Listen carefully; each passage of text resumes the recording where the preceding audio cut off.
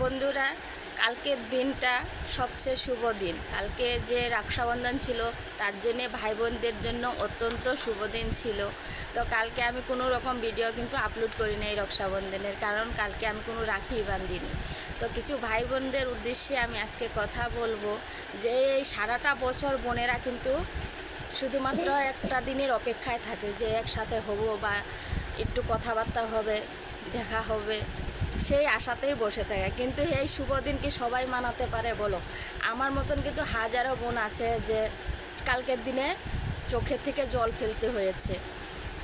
কেন হয়েছে বলো?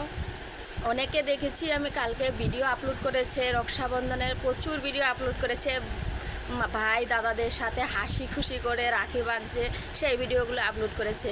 কিন্তু অনেক বোনেরাও আছে যে কালকের দিনে কান্না করে দিন গিয়েছে।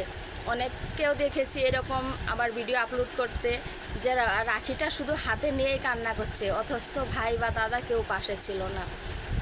তো তাই বলবো যে বোনেরা তো পরই হয়ে যায় বিয়ের পর, কারণ প্রতিটা বোন পর হয়ে যায়, তার জন্যেই দাদা ভাই কেউ কর্তব্য বোনের প্রতি কিছু আছে বলে মনে করে না। তো তার উদ্দেশ্যে আমি বলছি, একটা কথাই রিকোয়েস্ট করব প্রতিটা ভাইকে, ভাই বা দাদাকে, যে এই শুভ দিনটাতে যদিও না আসতে পারো অন্তত ফোন করে একবার বোনদের খবরটা নিও।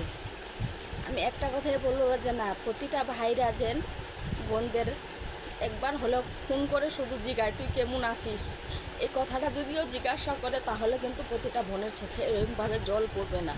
তো কালকে অনেকে দেখেছি যে না হাতে রক্ষা রাখি নিয়ে কান্না করছে, ভিডিও করছে। তো আমি প্রতিবার জবের থেকে সোশ্যাল মিডিয়াতে কাজ করতে এসেছি, প্রতিটা মুহূর্ত তোমাদের কাছে আমি ভিডিও আপলোড দেই, বা প্রতি মুহূর্তে আমার কাছে কি হয় না হয়, সুখের দিন খুশির দিন সব কিছু কিন্তু তোমাদেরকে শেয়ার করি। তো যবে থেকে সোশ্যাল মিডিয়াতে কাজ করছি প্রতিবারই কিন্তু রক্ষাবন্ধনের ভিডিও তোমাদেরকে আমি আপলোড করে থাকি। তো কালকে আমি কোনো রাখিও বাঁধি নেই, তার জন্য কোনো ভিডিও আপলোড করি নাই, তাই আজকে চলে আসছি ভিডিও আপলোড করতে। যদি প্রতিটা ভাই ভাবে যে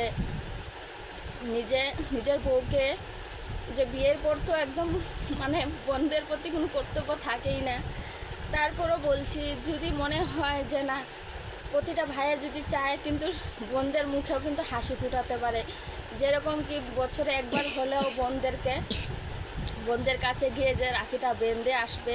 আর নিজের বউ থাকলেও বউকে যেরকম বাপের বাড়ি যদি প্রতিটা ছেলে এরকম করে যে না তুমিও 2টা দিন তোমার বোনদের কাছে ভাইদের কাছে কাটিয়ে আসো আর আমি আমার বোনের কাছে 2টা দিন কাটিয়ে আসবো, তাহলে কিন্তু প্রতিটা বোনের চোখের জল শুকিয়ে যাবে, কোনো বোন কান্না করবে না।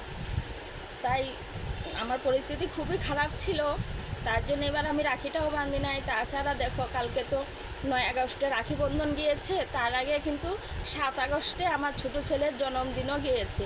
সেই জন্মদিন অবধি আমি মানাই নেই, কারণ আমার ছেলেটা খুব অসুস্থ ছিল, তার কারণে ঘরের থেকে আসছি হয়তো 2 থেকে 3 মাস হয়ে গেছে, কোনো দাদাভাইয়েরও সেরকম কাজকর্ম নয়, তার মধ্যে গাড়িটাও খারাপ হয়ে গেছিলো, সেই গাড়িটা বানানো হয়েছে, বাকি ধার ঋণ অল্প হয়েছে। তো সে বড় কথা না, ধার ঋণ তো মানুষের জীবনে হয়ে থাকে, কিন্তু তার মধ্যে আমার ছেলেটা এরকমভাবে অসুস্থ হয়ে পড়েছে। তারপরেও দেখো ওর অল্প ঠিক হয়েছে, তারপর আবার হাম বেরিয়েছে, তার জন্যে আমি ওর বার্থডের দিনে ওর হাম ছিল বলে কিন্তু আমি একটু পায়েসও করে দিই নাই, কারণ হামের মধ্যে অনেক কিছু নিয়ম নীতি থাকে, সেগুলো মেনে চলতে হয়, তাহলে তৎকালীন সুস্থ হয়। তার জন্য আমি কোনোটাই আর মানানো হয় না এবছর। তো সেইটা ছিল 7 আগস্টে আমার ছোট ছেলের জন্মদিন, আর কালকে হচ্ছে 9 আগস্টে ছিল রক্ষাবন্ধন।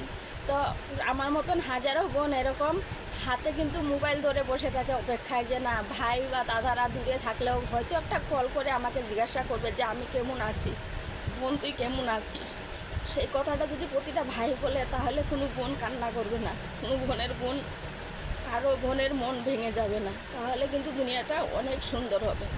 তো কালকের দিনে অনেকের মুখে অনেক হাসি খুশি, অনেক আনন্দ দেখা গিয়েছে, কিন্তু অনেকের দিন এমনও গিয়েছে যে কান্না করে একটা কথাই ভেবে যে না আমার ভাই বা দাদারা একটা খবর অবধি নেয়নি, কমসে কম ফোন করে একটু জিজ্ঞাসা করতে পারে যে কেমন আছিস, সেই কথাটা বলার মানুষ থাকে না। ছোটো থেকে ভাইকে বড় করেছি নিজে হাতে, আমি বড় হওয়ার পর ভাই জন্ম হয়েছিল, তাই আমি বারবার ভাবছিলাম যে আমি রাখির বন্ধনের যে ভিডিও, এক দুটো ভিডিও আমি শ্যুট করেছিলাম বিনা রাখিতেই, কিন্তু কোনো রাখি আমার হাতে ছিল না। তারপরে আমি ভাবছি যে না, বারবার করে দেখছি মোবাইলটা না কেউ ফোন করে কি না আমাকে, হয়তো আমাকে ফোন করছে। অনেক সময় যেরকম স্নান করতে গিয়েছি এসে কিন্তু মোবাইলটা বারবার ধরে দেখেছি যে না কেউ কল করেছে কি না আমাকে জিজ্ঞাসা করার জন্য, কিন্তু না, কোনো ফোন পাইনি কালকে সারাদিনে। তাই আজকে আমি ভিডিওটা করছি। কালকে আমার কোনো মুড ছিল না যে ভিডিও করব, কোনো কথা বলবো, সেরকম মনের অবস্থা ছিল না। তাছাড়া অনেক দিন থেকে অনেকটা কষ্টে আছি, সেই কথা জিজ্ঞাসা তো কেউ করে না আমাকে কোনো দিন। আর আপন বলতে আমার কেউ নেই, কারণ কেউ আমাকে জিজ্ঞাসা করে না যে আমি কেমন আছি বা আমার বাচ্চা কেমন আছে।